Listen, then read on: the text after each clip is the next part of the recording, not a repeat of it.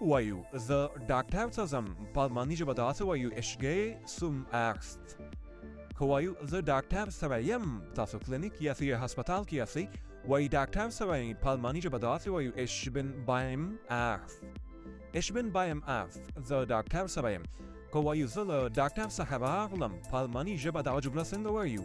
تاسو یې په کمنټ کې ولیکئ ګورو چې څوک صحیح لیکي په آخر کې به زه هم درته صحیح جواب لیکم.